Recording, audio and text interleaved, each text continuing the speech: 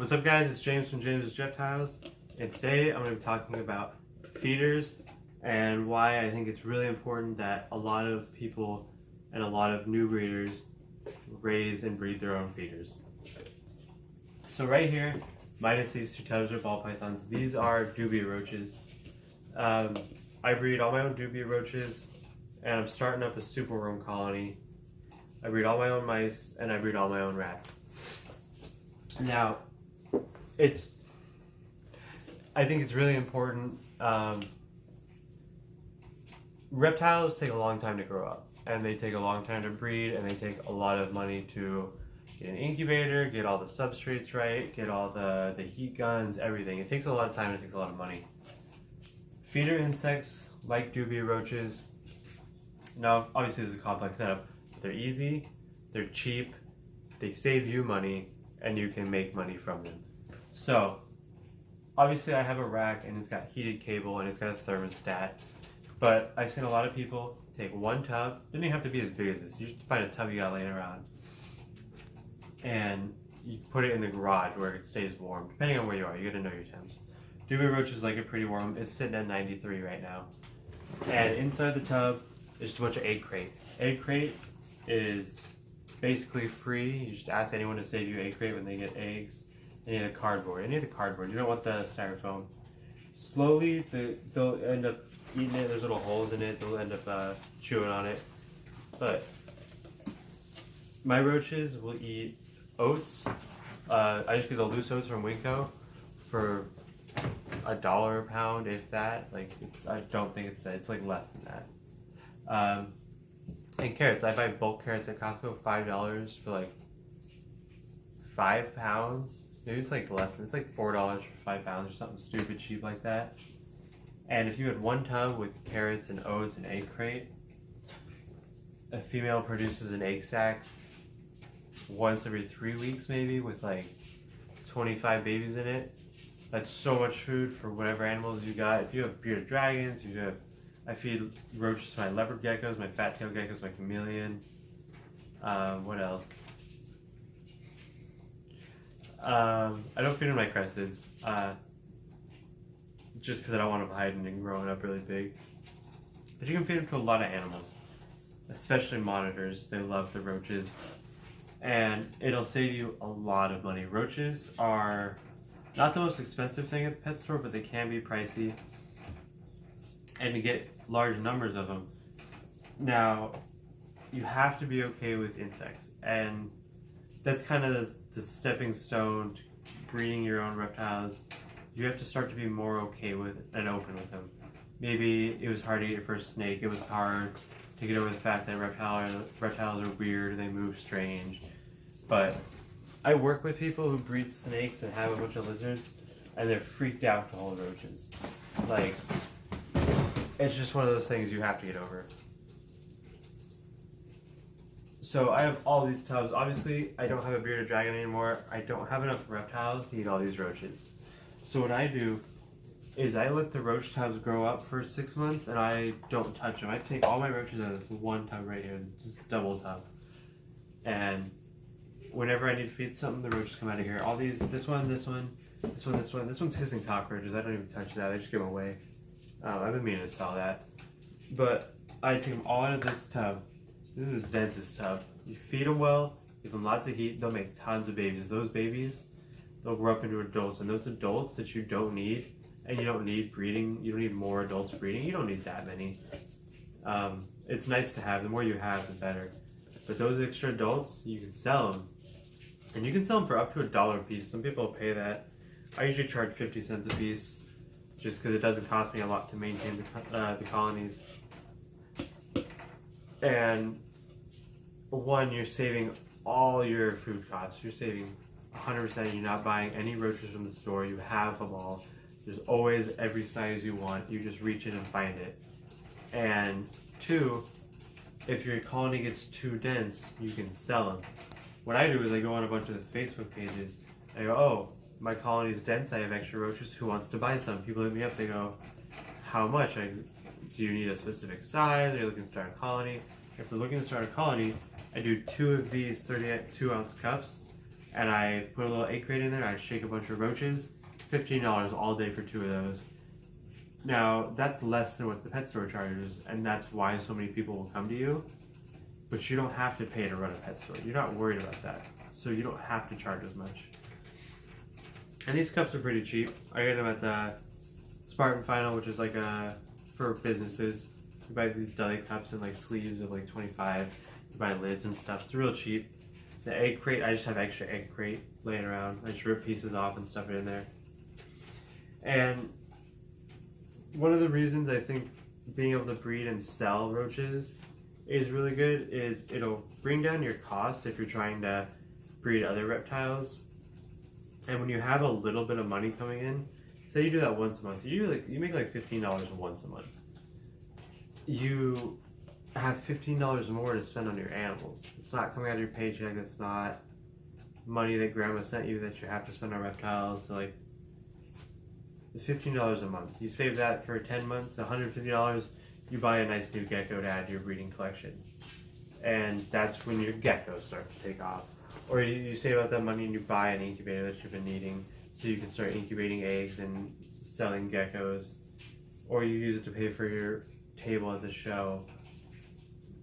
It's good to start small and figure out how to get a little bit of money consistently, so that it's easier to move up to geckos, whether it's leopards or cresteds or anything, snakes.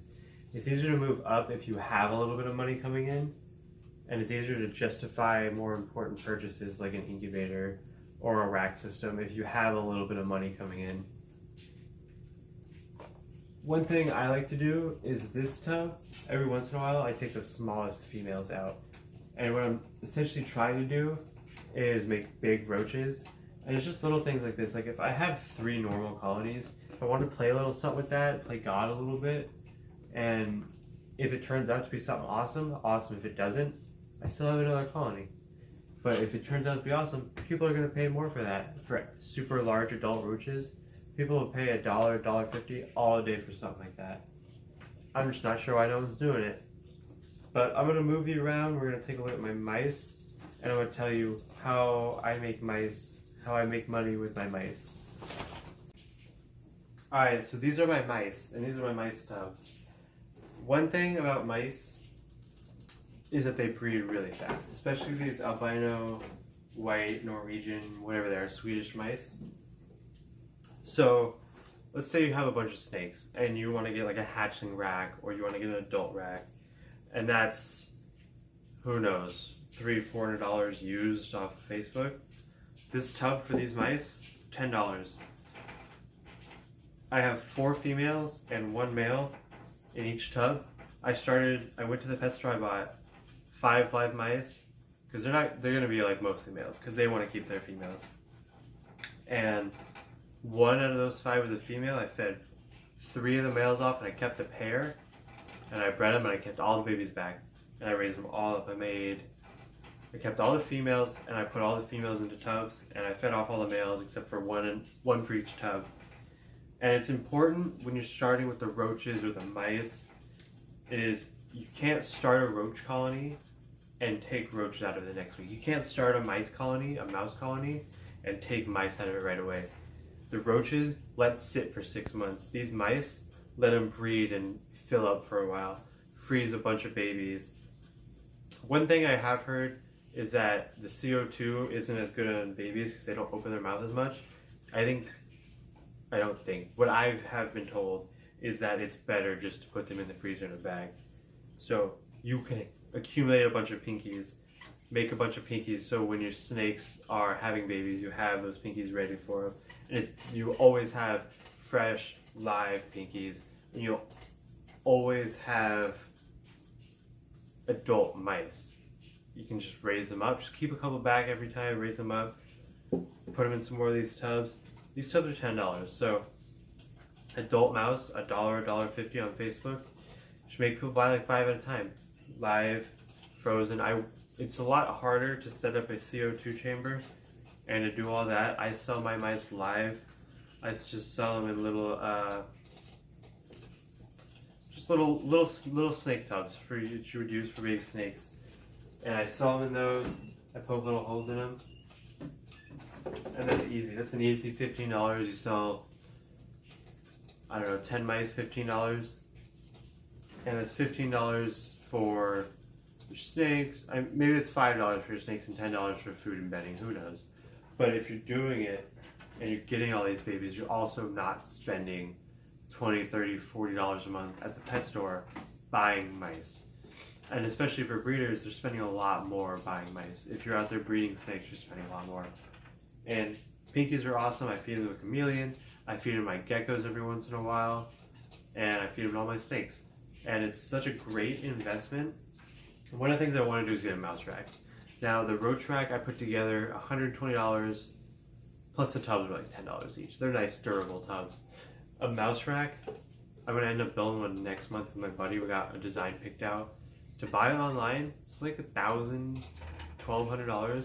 That's insane. I would not pay that much unless I was making a bunch of money with it. But I want to get them out of these tubs. I want to have more tubs going. I want to be able to sell more. And once I do that, I'll definitely get back out to you guys, show you my setup, and show you how many I can produce. And I do have that giant freezer. I can put them in that giant freezer. I can stock up on a bunch of them. But I can sell packs of frozen babies to people. And that's one way to make a lot of money, is to have a bunch of things going. There are a couple of animals, a couple of insects, a couple of feeders I wouldn't recommend. Mealworms, so I'm doing superworms, and I haven't got to the point where I want to sell them. I put in my first colony. I'm at that point where I'm waiting for the colony to build up. I have babies that are not grown up yet, so the first group isn't grown up yet. So once they grow up and they start having babies, I'll see where I'm at.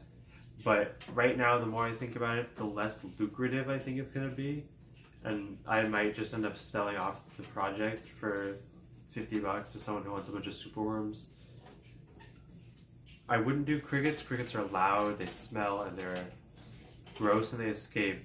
I wouldn't do mealworms. I don't see the financial gain in mealworms. It's just so time consuming on such a small level to do so many, and they're so cheap to get. Dubia, I would do. Mice and rats, I would do.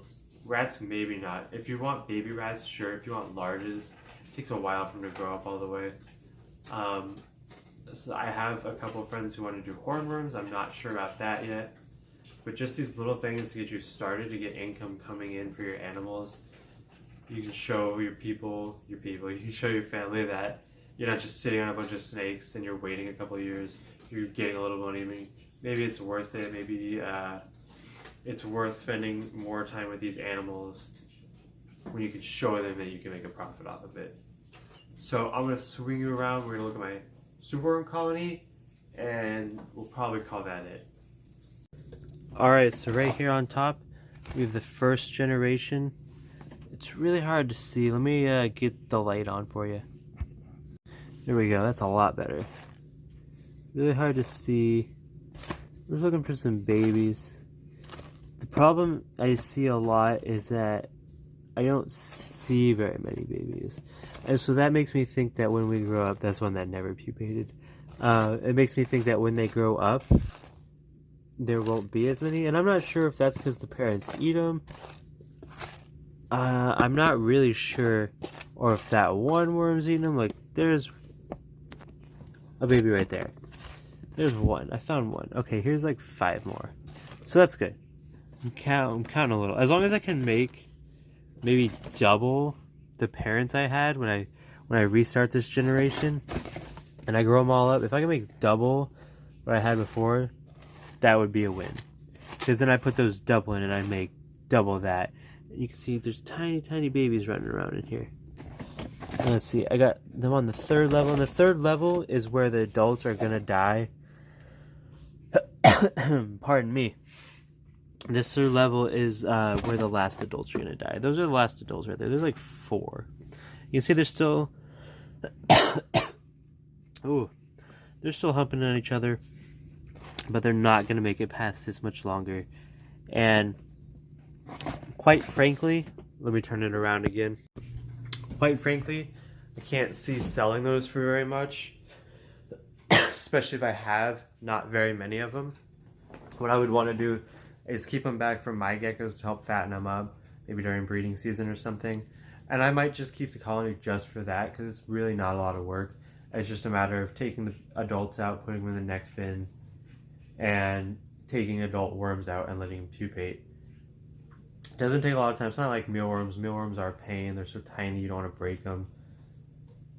But I might just keep it just because. I don't think it's going to be super lucrative, but I think it will save me money, and that's good enough.